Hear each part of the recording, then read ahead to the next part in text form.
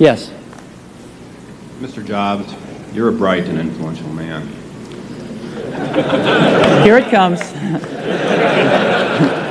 It's sad and clear that on several counts you've discussed, you don't know what you're talking about.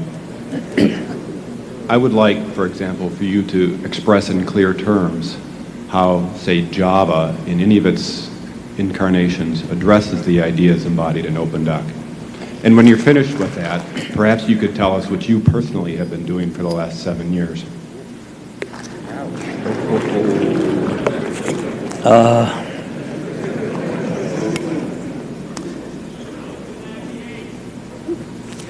You know, you can please some of the people some of the time, but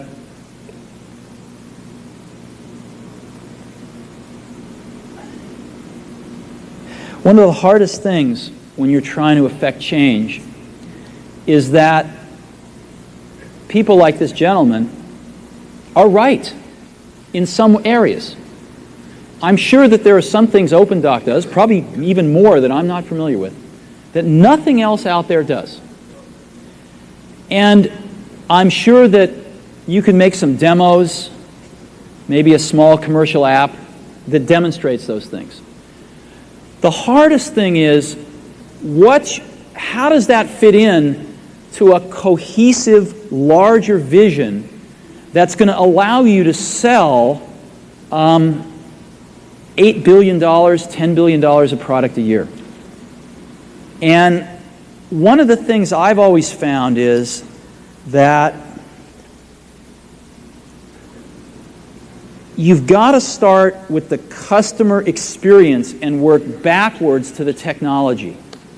You can't start with the technology and try to figure out where you're going to try to sell it. And I've made this mistake probably more than anybody else in this room.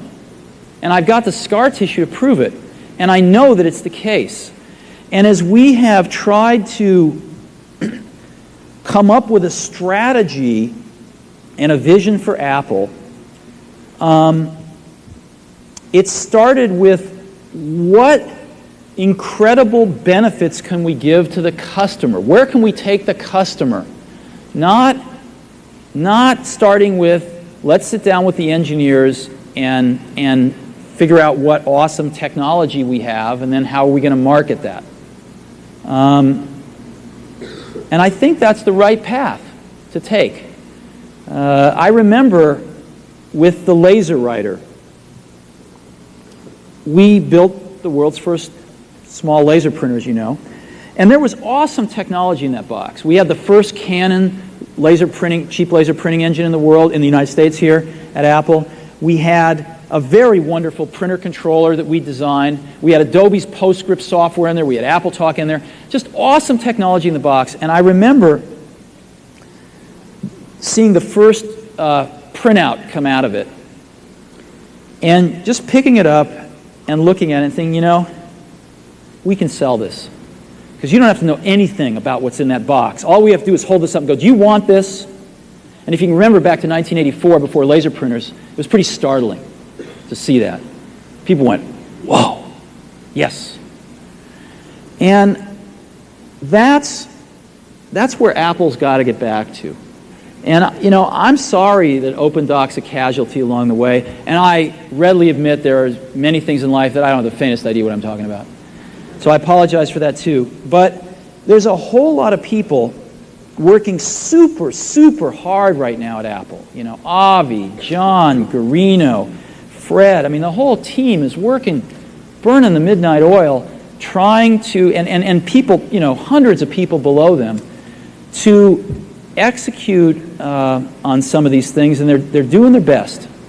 And I think that what we need to do, and some mistakes will be made, by the way. Some mistakes will be made along the way.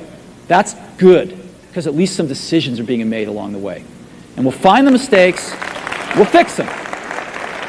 And I think what we need to do is support that team going through this very important stage as they work their butts off. They're all getting calls, being offered 3 times as much money to go do this, do that. The valley's hot. None of them are leaving. And I think we need to support them and see them through this and write some damn good applications to support Apple out in the market. That's my own point of view. Mistakes will be made. Some people will be pissed off. Some people will not know what they're talking about.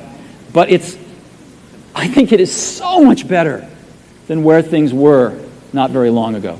And I think we're going to get there.